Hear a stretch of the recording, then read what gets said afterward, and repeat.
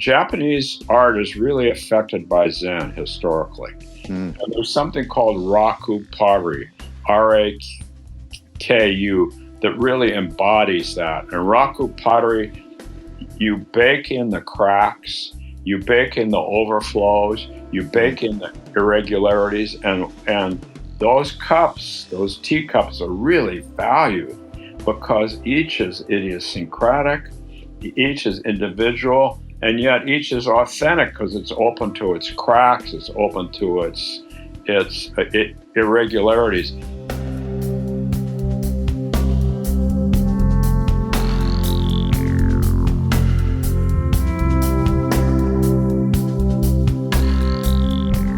Hey everyone, it's Raghu, and I am back with Mindrolling on the Be Here Now network, and delighted to have with me Tim Burkett.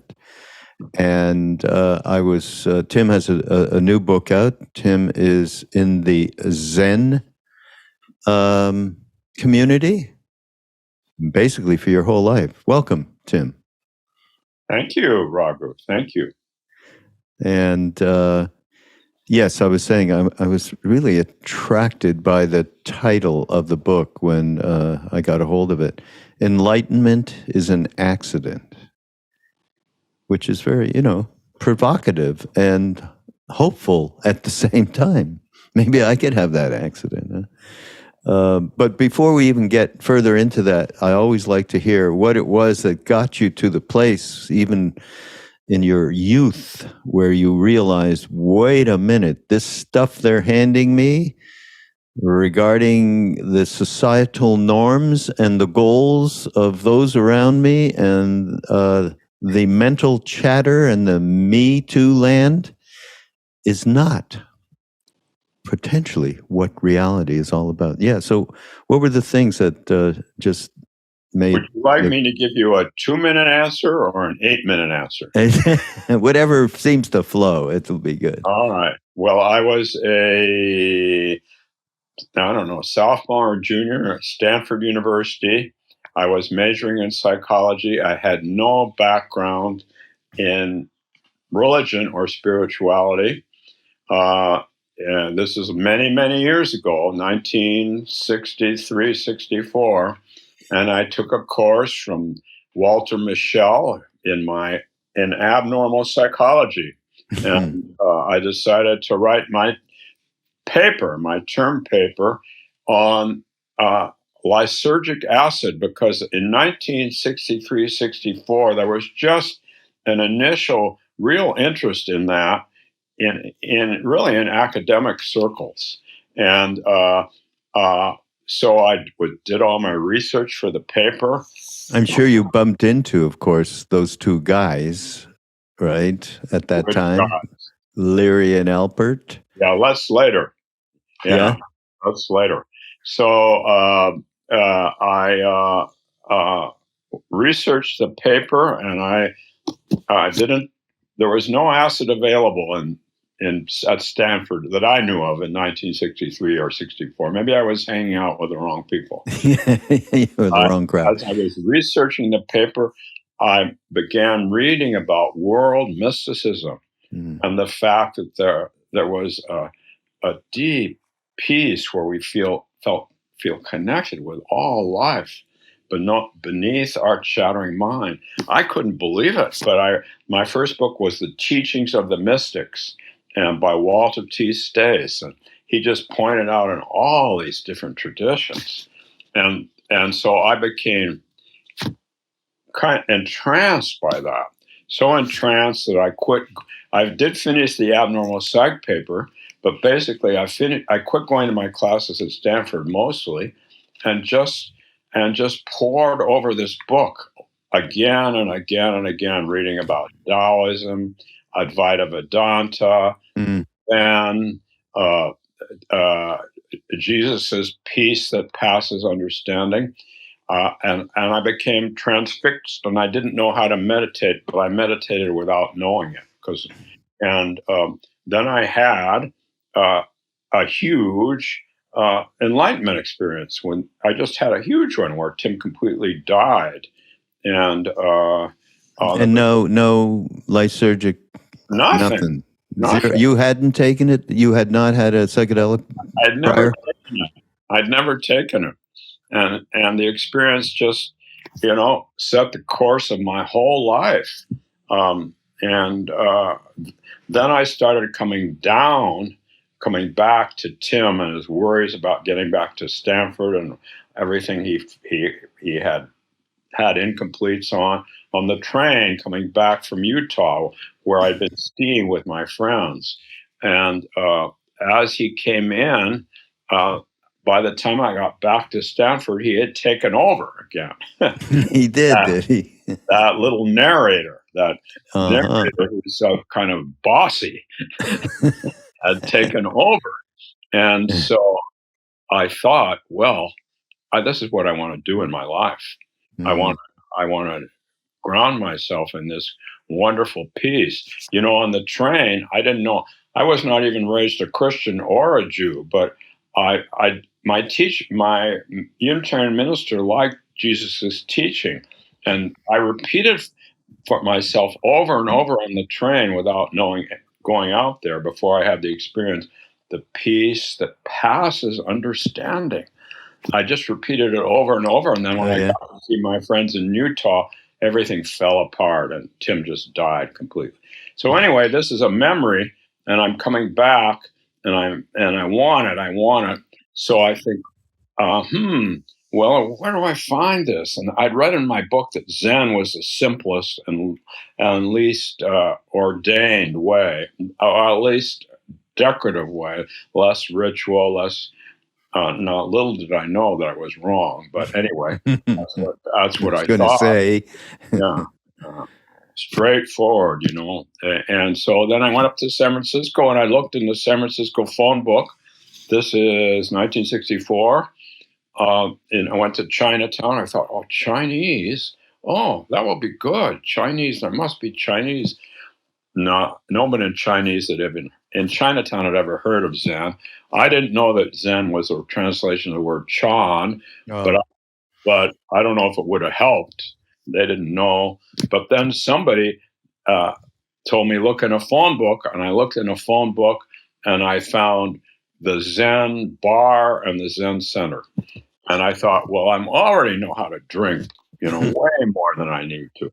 So I'll go to the Zen center. And this is 1964, before the counterculture had really taken off.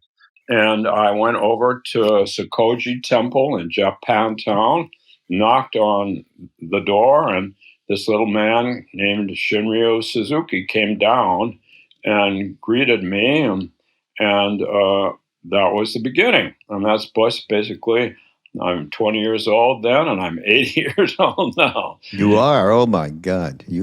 Fantastic, Tim.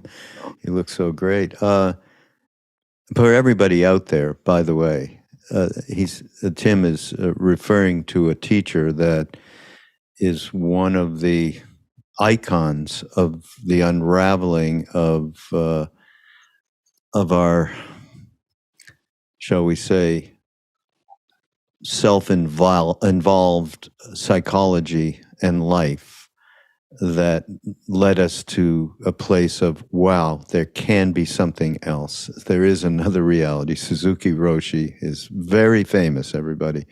And definitely we will put his books in the show notes so people can get directed.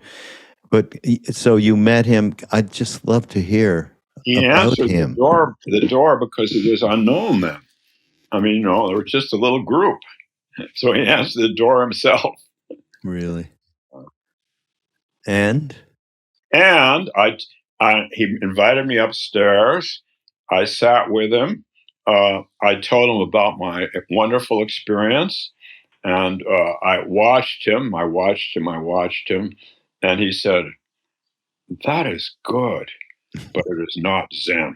And then he took me into the meditation hall and told me to sit on a cushion and suggested I come sit with him whenever I could, if I wasn't at Stanford, every morning. And I was a little bit annoyed that he said that wasn't Zen. I mean, but I think he intuited pretty fast that I was caught on this experience that I'd had. And, right. when even a beautiful enlightenment experience, if we're caught on it, we're caught. It's just like being caught on anything. Yeah. And that was the problem, not with Richard Alpert so much, but with Timothy Leary, as I experienced them back then. Did you meet them back then? Not personally, but I went to their talks. Oh, you did? Yeah. And Richard Alpert talked at Stanford. I heard him talk. I heard Richard Alpert talk at Stanford in 65, 66. I don't know when it was. And then I heard him again, and that was when he was still Richard Alpert. And he was very entertaining. Yeah, even back really then. Good speaker. But he seemed not to have this sort of humility and naturalness that Suzuki did. This is in 1965 or 66. Then I heard him speak. He came here to Minneapolis, I don't know, 82, 83. He was Ram Dass by then. He was better, but it wasn't until he had his stroke, after his stroke, that I heard him, that I thought, oh, his ego has really fallen away. It's no longer predominant. He's living within the background and not just the foreground. So, that's amazing you say that, actually. Not amazing. It's certainly real, but many of us, and I've known him since late 60s and so on. You've known him since the late 60s too. Yeah. And then all through the decades, off and on, sometimes I was more involved with him than others, depending on what I was doing, what he was doing. But the power of his siddhi, they call it in India, the advanced way he could open up the doors to Eastern mysticism, to the West, in a way, because he was a psychologist, because he had done all of these, really committed to psychedelics and psychedelic insight. Because of all of that, he really could point the way. But you're right, Tim, that it was after he had his stroke, and particularly in the last 15 or so years of his life, which he spent in Maui, and then this organization came up around him to help support his work and his life, for that matter, because he couldn't travel anymore. And, couldn't earn a living that way. But fortunately, the internet blew up, of course, at that time. And it was then that we well noticed he was being in the way rather than pointing to the way. And so, of course, many people notice that, including you. Yeah. So pretty amazing journey. And I used to say to him, because, he had pain, and he was dealing with a lot of, untoward stuff, health stuff, being paralyzed in a chair. After the stroke, yeah, 23 years in a chair was like a miracle. Nobody ever, after a stroke, for someone to live that long was, shall we say, at least highly unusual. So he was dealing with a lot of stuff, and I used to speak to him, not quite on a daily basis, but and see him in Maui a lot, and he just was not copping into poor me and oh my God, the pain, none of that. And I used to say to him, if I have 10% of the indefatigability that you represent when I'm going through, elderly state, shall we say, I would be very happy. Yeah, no, he was pretty amazing those last years in Maui. You had good fortune, just like me. You got to really hang out with him in crucial years for you. Yeah. Well, the real, shall we say, quote unquote, good fortune, we can discuss what that really means, was meeting Neem Karoli Baba. Oh yes, you went to India. Yeah. I went to India when he went back the second time. Uh-huh. I went back and I met him over there alongside of, a number of other Westerners, some of them quite well known as teachers in the West right now, from Krishna Das and people like him. And just as Suzuki Roshi opened that door, literally, and you walked in, I had the same thing happen. Ram Dass opened that door to a being that I had no idea that this really existed. I believed Ram Dass and everything he was saying, but I had no idea that, you get into the presence as you did with Suzuki Roshi, and then you understand that there is a place that us humans can get to, which is enlightenment is a tough word. And I wanted to sort of parse that with you a little bit. Just talk about the idea behind the book, really. The idea. The accident-prone. The idea behind the book, and you already know this, Raghu, is that we can't get enlightened. We have to die to everything, even the idea that we have to die. And I don't mean literal death physically, but I do mean psycho-spiritual death. And how can we? And that's an accident, because we actually, that's the only way it happens. But we can make ourselves accident prone. And that's what I help my students do. That's what I did for years.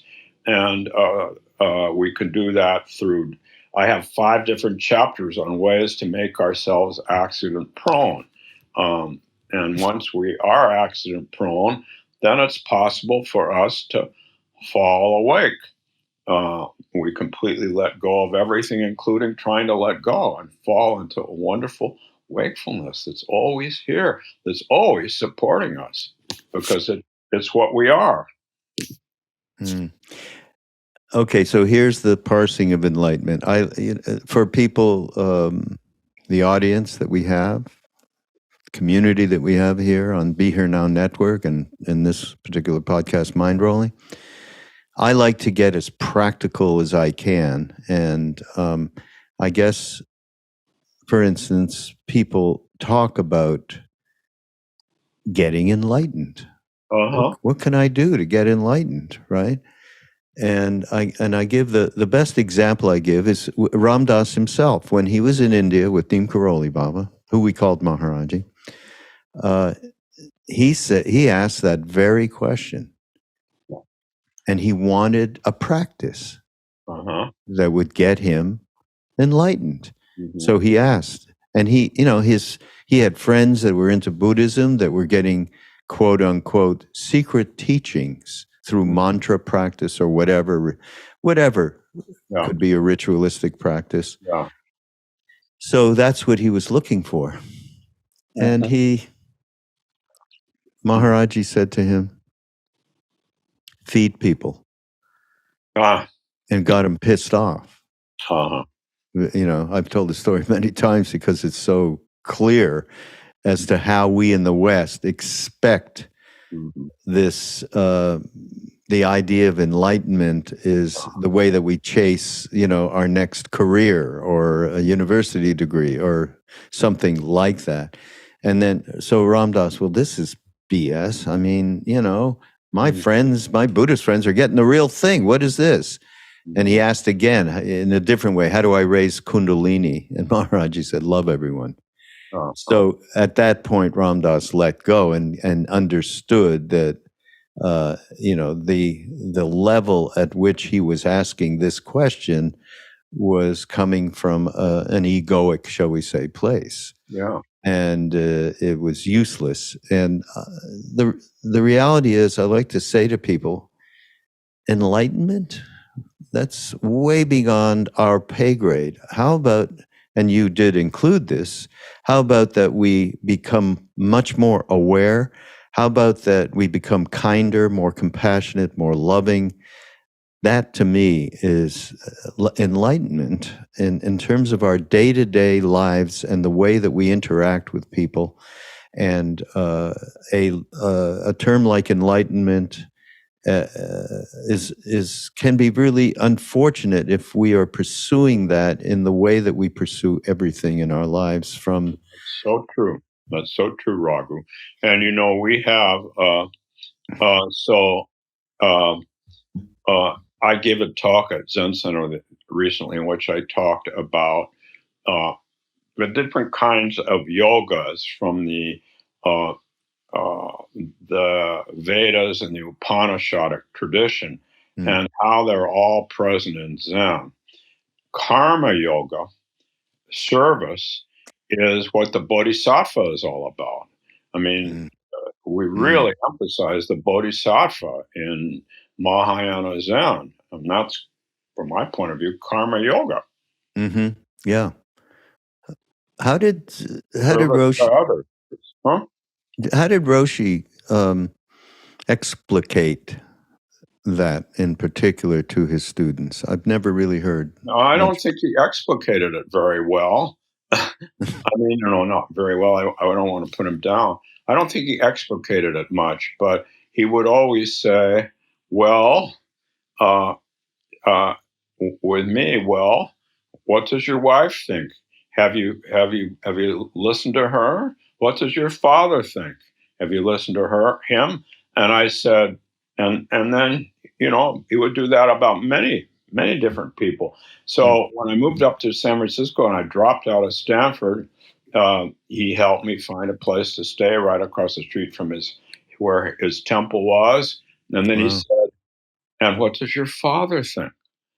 I said, oh, my father is very materialistic. He said, material is good. So, I can give many examples of how once we went to an art exhibit at the San Francisco Art Institute, and we wanted to go there because they had some exhibit that I knew he'd be interested in. And a few of us went in a car with him, and he didn't watch the show. There was a good speaker talking about the whole thing. He just got up and left. And then afterwards I said, Sensei, you missed the show. What were you doing? He said, I was buying a card for Ruth. Now, Ruth was my roommate. She was very depressed. And so more important for him was to buy a card for Ruth, which he then brought back to her. She had wanted to go, but she was just too kind of feeling too hopeless. So he did those. He never talked much about it. He just did these things. He did it. He acted. Yeah. Wow. One of the things, quite a number of things struck me in the book, Tim. It's got a lot of, really great material to contemplate on. And certainly, I know this is something that I used to talk to Ram Dass about a lot. And actually, we have this movie, Becoming Nobody, that we put together a few years ago. Oh, that sounds like a Zen book. Eh? Sounds like a Zen book, Becoming Nobody. Becoming Nobody, yeah. Oh, yeah, no, it's really great. It really is a compendium of, talking about his direct experiences over his... Yeah, everybody, you can get it anywhere. You can rent it on Amazon and Apple and all that stuff. It's a video? It's a film. It's a documentary film. Nice. And it's how, his thing about becoming nobody, and it takes it through different stages. And of course, he does absolutely say you have to be a somebody before you can't just become a nobody. Very important. And you may remember this from my book. I talk quite a bit in my book about spiritual bypassing. Yeah, I want to talk about that too. I'm also a psychologist, and it just hurts me to see how often people spiritually bypass. Yeah. No, I'm quite with you, and I do want to talk. But you know what I want to talk about first, which is he talks about in the film too, is masks. That's why when I read this, I went, oh yeah, we've done a lot of talking about that. And just from your book, you also met someone named Tu Lun, right? Another Zen person. Long. Yeah, he was a Chinese teacher who became later very famous too. He founded City of 10,000 Buddhas in Northern California. Oh, really? Wow. I've never heard of him. It's a huge, I don't know, bunch of Chinese Americans must have given a lot of money, but in those days, nobody knew him. He was just in a little apartment about 2 blocks from Suzuki Roshi. What town was that in? City of 10,000 Buddhas. Maybe you. No. Where these two incredible beings? San Francisco. Oh, it was in San Francisco. In Japantown. Oh, really? Poor Tolan couldn't talk to anyone. He went to Chinatown. He only spoke Mandarin, and they spoke Cantonese. You couldn't talk to them either. No. Oh, wow. So he had a translator. So anyhow, you say how these two beings opened your eyes to a new world, which is how I started this thing. How did you get opened up to this new world? And I love this, Tim. Theirs was a world without masks, a world of openness, spontaneity, unpredictability, and ease. That, it's like a cool breeze, right? And I well know exactly what you're saying, being around Neem Karoli Baba when I was, and probably around I was in my early 20s at the time, and to have that breeze waft through you. And of course, that breeze is always blowing. We have to have some trust in that. It's always blowing so that we can do whatever we need to prepare for this wonderful accident. But what you do say, I also recognize that the key to their natural ease was freedom from yearning. That's or right. I would say freedom from grasping. Yeah, which is a paradox. Yes. Yeah, you were stuck in a catch-22. Talk about that catch-22. That's common experience. Yeah, well, as you well know, that catch-22 is the more I want it, the more solidified it becomes. My neural pathways harden because I want it. And it's only when my neural pathways open that it happens. And yet the aspiration is so important. Without the aspiration, I wouldn't have had this wonderful, wonderful life. But as soon as the aspiration hardens into expectation, then we're in trouble. Then we need a teacher to kind of give us a little poke or something, or somebody, because so easily a whack on the back with one of those big sticks in the zendo. And I'm sure that that happened with Ram Dass's teacher, and because I see that happening all over the place. And I remember how, and also you have to ready yourself so that when you do completely die to yourself, you're able to come back and have a narrator and not be freaked out. That's another part that people took psychedelics back then, but they just wasted them. They wasted them. Well, I don't think it's a waste. Even if people were wasting, there was still something, when you have that ineffable thing happen and that complete interconnectivity experience. Yes, and I had that too, but I had friends who ended up in the psych wards. Yeah.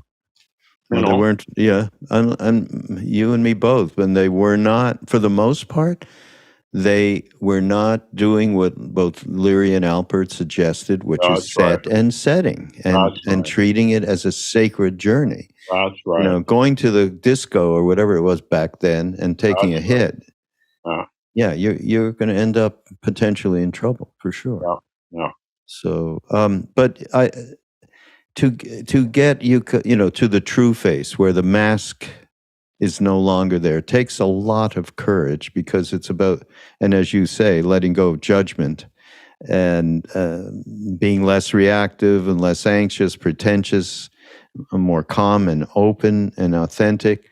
And then suddenly that mask, which is basically, to me, equates to the completely self-interested person that we are on a day-to-day basis.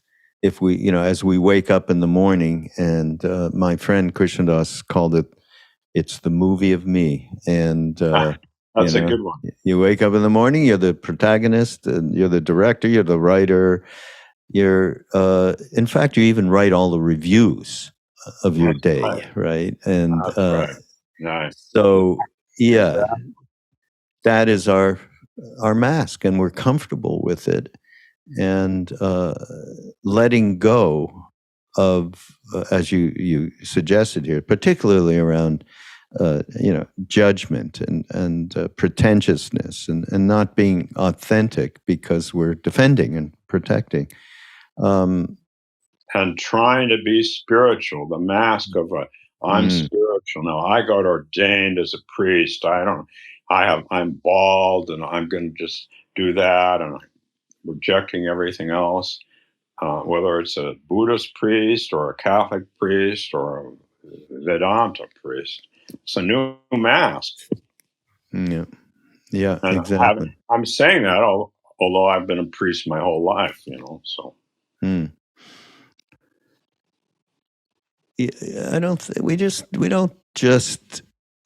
These things don't just fly away, even once we start practice and realize there has to be something that we can integrate into our lives that is provides a fulcrum for not getting as deeply caught and reactive and judgmental and so on. But nothing goes away. Ram Dass used to talk about, he used to say it in a funny way. I've, as a psychologist, I've quite well identified my neurotic tendencies and habitual patterns. And let me tell you, not one of them has disappeared in all of these decades, except one thing that's happened. And this is my own experience. They've become, he called them little schmoos, right? Which is a bit of a Yiddish thing. SHMOOS, schmoos. Okay, they're little guys. They don't quite envelop you and grab you by the throat. They become something where there's spaciousness around them, around these neurotic tendencies and so on. That's right. And as you referred to before, that's what Suzuki Roshi called just watch the movie. And when I said, well, there are the good movies in North Beach, and then there are these awful movies that you watch, and he said, I like them all. Just watch the movie. What was he watching? Well, in Japantown, he had come over to the United States to minister to the Japanese congregation. They paid his salary and they gave him the place to live, but they didn't sit in meditation. They did ritual, they did weddings, they did funerals, just like actually my in-laws in India. My daughter, they didn't do the meditation, and he did the meditation by himself till a few of us started sitting with him. But every Saturday night he would go to the movies that the Japanese congregation had. It was a shoot 'em up Class C samurai movie in the same building that we did our meditation. And I would never go to any of those. I went over to North Beach where they had the classy movies, the artistic movies. Of the samurai movies? I mean, I used to go to them all the time down there myself. Oh, yeah? Well, I didn't go to them. They looked like just bloods and guts to me, and it I thought it wouldn't support my practice. I was kind of narrow in my perspective. Anyway, I noticed him bleary-eyed on a Sunday morning when he'd have to give a talk. And I said to him once, well, you go to those movies every Saturday night, and then you get up and sit in meditation with us. He said, yes. And I said, do you like any of them? And he said, I like them all. I like them all. So whatever movie's passing through, I like it all. Right. I like them all. That's That's the consciousness. That's the the enlightenment we're talking about, I guess, is just non-judgmental whatsoever. And he was there. He was serving the people that wanted him to be there. Yeah, amazing. Oh, let's talk about idiot compassion. It's one of my favorite subjects. And which that term comes from Trungpa Rinpoche Chogyam. I know. And did you meet up with him anytime? Well, I studied in Europa in the you did? In the late 70s, 79 and 80, I think, and he was there. I never had a one-to-one with him, but I did hear him speak. Yeah, amazing, right? I mean, even with all of the crazy wisdom stuff, which is, in my mind, beyond my pay grade, I wouldn't have any idea. I did meet up with him in various places. Did you have a one-to-one meeting with him? Not one-to-one. It was more because I was with Ram Dass at the time, and he was. So there was a few of us with Ram Dass, and we would meet up with him. I wonder when that was. That was 79 and 80 for me. When was that for you? Well, we came back from India in 72, Ram Dass and I and others, and so in 72-3 is when we were seeing him at Tail of the Tiger, which is now called Karma something else. Oh, you were Karma Choling. Very early. Yeah. Oh. Yeah. Yeah, and he was extraordinary. So, idiot compassion. And I guess this guy, John Wellwood. John Wellwood. That was more about spiritual bypass, but I want to talk about idiot compassion. And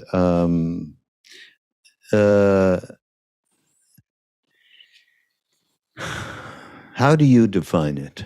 Well, there's this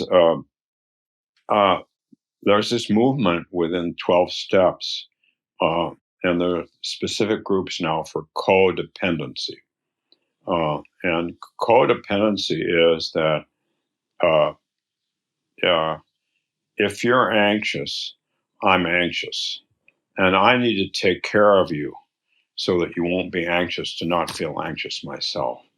And if you're angry, I empathize with your anger, but not in a healthy way. I'm caught by your anger, and I have to get rid of your anger, help you out of that anger, or I don't feel okay. And that's idiot compassion. And that they have now all over the Twin Cities. That's where I live. Yeah. There are several codependency groups. It's not alcohol. It's not drugs. It's not sex, although they have all those. It's not gambling. It's just base codependency. And those, as a psychologist, I've worked with a lot of people who never developed healthy ego boundaries. And so they come into Zen and they're just they just feel everybody's pain and they're caught by it. And they have no freedom themselves. So that's how I talk about idiot compassion. Yeah. I guess I remember, him talking about Trungpa talking about it. And it's pretty much what you said, but it was also the completely really ridiculous way that we think we are going to be helping someone, and actually we are doing the exact opposite because our motivations are not pure. They're just not. And so we're doing things that actually exacerbate whatever that situation that person may be. Right. We're compensating for our own fundamental insecurity. We're trying to, and we don't realize it. Yeah. Yeah. Well, as you say here, it's a common response when we just can't bear situations we ourselves find uncomfortable. Perfect in its explanation there. And we'd rather project suffering onto others than recognize and deal with our own discomfort. I mean, well said, Tim. And then you end up drained and exhausted from helping people. Then if you're engaging in some form of idiot compassion. Yeah, I used to be a social worker because before I was a psychologist, And so many of my friends just got burned out, and they just, after 3 or 4 years, they just left. They couldn't do it anymore. Luckily, I had a meditation practice. Right.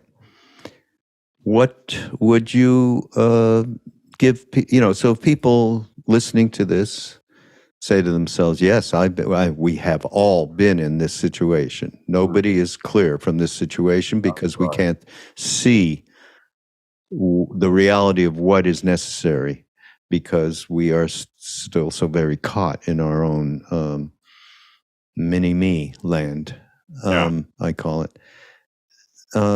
What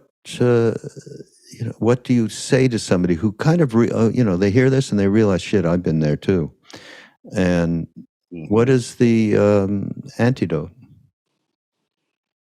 What is the antidote to someone who's caught by that and sees it? Yeah. Well, I don't know exactly what the antidote is, but it's take a pill. This is we're in America. If something's wrong, you take a pill. I mean, what I asked them. The question's a bit dumb, so What I asked them is, that person made you angry, and that is an anger. I mean, your compassion for that person for their anger made you angry. How are you doing now? And if they say, I'm still a little angry, then I say, well, do you think that really helps them? Let's just sit in meditation for a few minutes and see if you're ready to let go of that, because do you really think that helps them? So I do this usually one-to-one with people. Right. Does that make sense? Yeah. No, absolutely. I work a lot one-to-one with people. Oh, you do, huh? Oh, yeah, I'm not a therapist anymore, but I'm kind of a therapist. Yeah, it's more spiritual therapy. I know I have friends who were therapists, and now they got to a stage where they didn't need to, or no longer were retired from that, but then kept working with people who had some basic understanding of, gee, there is a way for us to turn this around. And I guess this answers that question, which is called, with a big P, practice. Unless we are doing something to, open us up to places where we can transform through understanding and deep listening to ourselves, it becomes very tough, right? Right. And I have 5 chapters in my book on different ways to practice, all of which complement each other, and you can just do one or do all 5. Yes. No, that's great. Let's talk about, since we were talking about idiot compassion, and I talk about spiritual bypass a lot with different people on the podcast. And so we were there with John Wellwood. I didn't know that, Buddhist psychologist I've not heard of.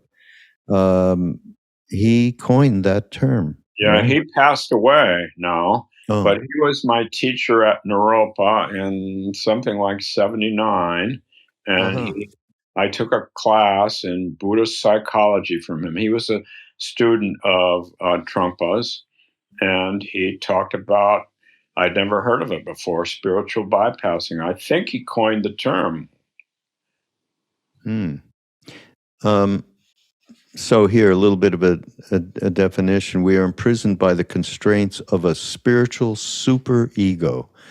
We're all gung-ho when we realize, wait a minute, there is a path, and I'm getting on this path. It's especially difficult for us in the West, in particular, because there's such, the competitive stuff and the conditioning on that level is very, very strong. Making spiritual teachings into prescriptions about what we should do, how we should think, how we should speak, or how we should feel. And you say the only shoulds that are healthy are those that support our authenticity. Authenticity, which is difficult because we unfortunately have a lot of delusion. And very difficult to just settle into, into that being that Suzuki Roshi so effortlessly displayed to you when he opened the door. I just have that thing. He opened the door and then boom. That's very fortunate. So there's a quote from another person. You've introduced a few people I've never heard of. Jack Elias, and he wrote Zen and the Art of Spiritual Bypassing. Is that true? Yes. Wow, that sounds. I mean, I love the quote. Talk about an antidote. Approach the sacred place with full self-respect, respect for your own sacredness, and demand to be let in. No slicing or dicing or fawning required. No arrogance either. Just genuine commitment to your own basic goodness, which is one of the foremost tenets of Buddhism. It's funny because we have in the tradition that we are in, Neem Karoli Baba, introduced us to Indian devotees. In the beginning, Ram Dass was actually told to go live after he met him that first time with an Indian family not far away. Oh, really? Yeah. And that person, whose name is K.K. Sai, was his family, and he became a mentor to us when we went over as well. And part of the deal was that then we had no understanding of Indian family, and thank God we got trained up there as well, which was it's just what he's saying, just that you don't ask politely for anything, putting on this guise of Mr. Nice Guy and I'm a visitor and I'm going to be. If you don't demand from them the cup of tea, is there? Can I have a cup of tea? I that kind of thing. They want you, and we couldn't understand this. Mm-hmm. They want you to demand it, so they feel like you are part of the family. And they say to us, would you ask your mother for a cup of tea? And I think this translates perfectly to how, with the teachings, with the teachers that we... That's right. Ramakrishna has a saying, which may not be in my book, maybe it probably isn't. A hungry person always finds food. So a hungry person is not caught by etiquette. Right. Not caught by shoulds and should nots. Yeah, exactly. So that's a good teaching. Absolutely. Boy, time is flying, Tim. It's unbelievable. We were just sitting here. You edit this, or is this? No editing. We don't do editing. Is this We're not going to edit even this. No, it's not live, but I don't edit. Who's going to edit? There's something else. I mean, to me, there's so much stuff here, Tim. We could basically go on for more than an hour, but just in the last few minutes, generosity. So we've talked about how, my friend Krishna has talked about the movie of me, and I am doing an audio book with my friend Duncan Trussell. People who listen to this podcast know that, and I've said it many times, and it's from the movie of me to the movie of we is the basic concept. We don't even have a final title. Yeah.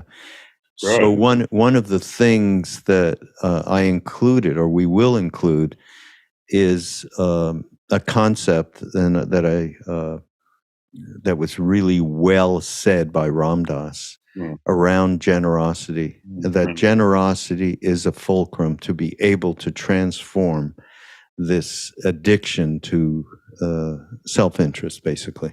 Oh, yes. And you have it here. The Buddha said, if bodhisattvas act generously beyond any concept of generosity, their merit will be incalculable, and putting the needs of others above our own. And when we commit to a spiritual practice, it's tempting to fixate on this idea of supporting others at the expense of ourselves. But this dualistic view of generosity is not only a thought distortion, but also a detriment to your mental, emotional, and physical well-being, and therefore unsustainable. This kind of either or thinking guarantees you no peace. And here's the beauty here. Authentic generosity is not about trying to be good or to live up to some ideal. Instead, if we're feeling like we're stingy, not wanting to extend ourselves to a particular person or share with them, an actional understanding of generosity includes opening up to and being generous to this feeling. That's the greatest thing in this book, the way you said that, Tim. I mean, there's so many great things, but that really hit me. Can you elaborate on that? Well, sure. So as a psychologist, well, also I'm teaching Buddhism and brain science right now. But as a psychologist, I talk about the amygdala. We all have an amygdala, and that's fight, flight, freeze. Fight, flight, freeze. And that governs so much of our behavior, even if we're advanced meditators, even if we've died to our small selves. And so if that, when we're scared, when we're stingy, we're usually scared. Yeah. And that's because our amygdala has fired up and it wants to protect us, because all species want to preserve themselves. They want to have offspring. And so, but we have a possibility to be generous to our stinginess just by opening up to it and noticing it, recognizing it, accepting it, feeling it in our bodies, and then it passes. The amygdala quiets down. The amygdala just stops. There's a lot of research on only in the 21st century about decrease in the size of the amygdala among very experienced meditators. It's really cool stuff. Yeah. Wow. Oh, that's amazing. Wow. And then healing, you say, begins with embracing our flaws. That's right. That's to even get to the point where you can be natural and authentically generous with anybody. You have to start there. Compassion begins with embracing the flaws of others, but healing begins with embracing our own. Talk about just briefly, wabi-sabi, because teaches us to embrace rather than resist. What is that practice? Oh, wabi-sabi comes from Japanese art. And right. I don't know. Do I explain it in the book? I can't even remember. I don't talk about it unless I explain it in the book. Then it's better for you to read it or me to read it. No, you do explain it. It's got 3 primary features: imperfection and irregularity, age, and simplicity and naturalness. Good. Okay. Now you did do it. I'm going to tell a story about wabi-sabi. Okay, great. I love one of the Japanese art is really affected by Zen historically. And there's something called Raku pottery, R-A-K-U, that really embodies that. And Raku pottery, you bake in the cracks, you bake in the overflows, you bake in the irregularities, and those cups, those teacups, are really valued because each is idiosyncratic, each is individual, and yet each is authentic because it's open to its cracks, it's open to its irregularities. So I wanted to go to, this is probably in the book, I wanted to go to Japan to practice Zen because I thought there was more sitting there, and I really meditate. And Suzuki knew that I was looking at many different options and kind of comparing and contrasting and sort of tripping out on my different options. And we were having breakfast one morning, and he pointed to the wall, which was full of Raku pottery cups. And he said, "If I try to choose the best cup, I will never appreciate any of them." So authenticity, wabi-sabi, just being who we are and what we are, flaws and irregularities and all. Yeah, beautiful. as you described it, I do remember knowing about it. I mean, I just couldn't recall what it really meant. And the Japanese have done a really good job aesthetically. Now, they don't sit in meditation. I don't know if they ever did, but they've done a good job aesthetically at kind of manifesting what I call non-dual feeling. Yeah, no, absolutely, yeah. I haven't spent time there really, so that's a little bit of a bucket list to be able to go and spend some time. Yeah. Well, I never spent time there either. Oh, you didn't? No, only India and Bhutan. Uh-huh. Yeah. Oh, that's great. Well, it's been a pleasure hanging out with you here, and everybody.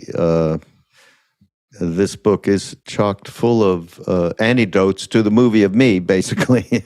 Here it is, along with my notes. And we're going to give you a link, everybody. It'll be in the show notes so that you can connect. Tim has a couple of other books as well, and you can connect up with them.